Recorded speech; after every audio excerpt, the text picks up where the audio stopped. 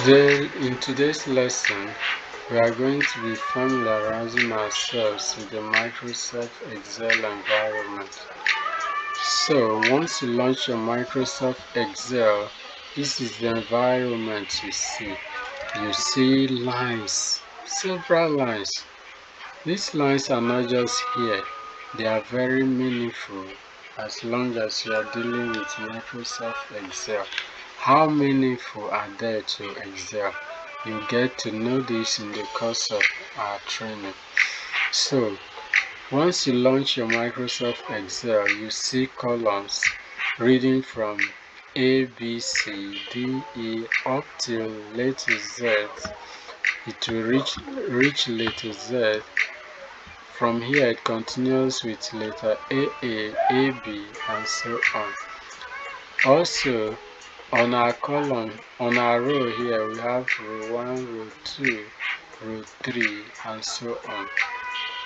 It may interest you to know that these numbers of rows continues up till 1,048,576, which accounts for the entire number of rows in this particular sheet. Now, also there are 16,384 columns on this particular sheet. How do you know this? What you just need to do to know the number of rows is to hold down your control key, the control key on your keyboard, and you press the down arrow key. It will just take you automatically to the last row. So we are on the last row now, and it reads 1,048,576. So also, you can check the number of columns that are contained in this particular sheet by holding the control key and pressing the right arrow key. You see that this moves us to XFB, which accounts to 16,384. This is to say that the entire number of columns in this particular sheet are 16,384.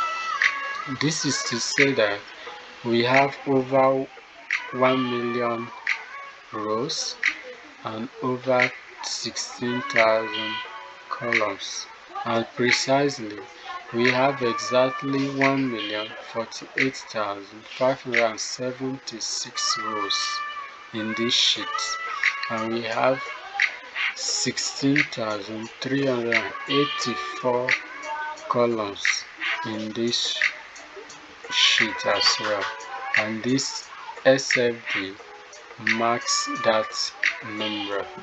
Now, how do we get started in the Microsoft Excel environment? Now, at the top here, you see the menu bar, which begins from Home, Insert, Page Layout, Formula, Data, Review, and View. In the course of our training, we are going to be taking all this so that we see how to properly utilize them.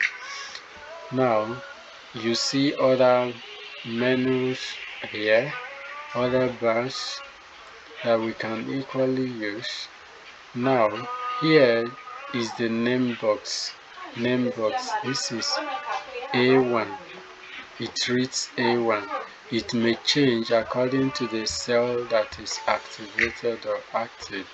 So here it shows us the name for a particular cell. And here is the formula bar, here marked with FX. So this is whatever you type on a particular cell is what appears on this formula bar. Now, what is this cell we are talking about? A cell is formed from the intersection of row and column. Each of these boxes that is formed by all these lines is what we call a cell. Each cell is unique. Wow, that is a very interesting thing to note. Each cell is unique in as much as they all look alike. the same size or whatever, each of them have its own unique name. How then do you know the name? Okay, let's go there now.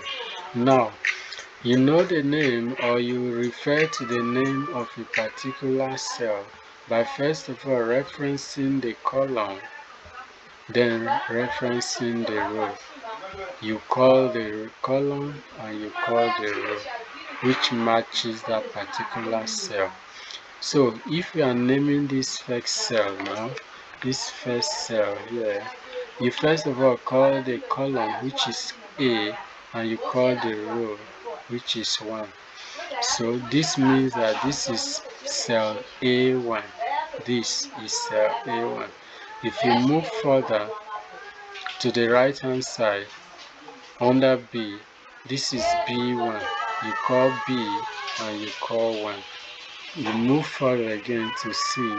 This is C1, continuous D1, E1, F1, and so on. Now, if you move again to row 2 under column A, this is now A2. This is A2. You call the column and you call the row. So this cell is cell 1, A2. The same applies to cell B, which with this we call it B2, C2, D2, E2, and so on. So let's assume we want to name this particular cell now. How do you name it? Just like I mentioned earlier, you call the column name, which is column D, and you call the row name, which is 7. This is cell D7. That is how simple and interesting it is. And it further buttresses the fact that I mentioned earlier, which says that each cell is unique. So with this, you see that each cell has its own unique name. That's interesting. And that is how you name a cell.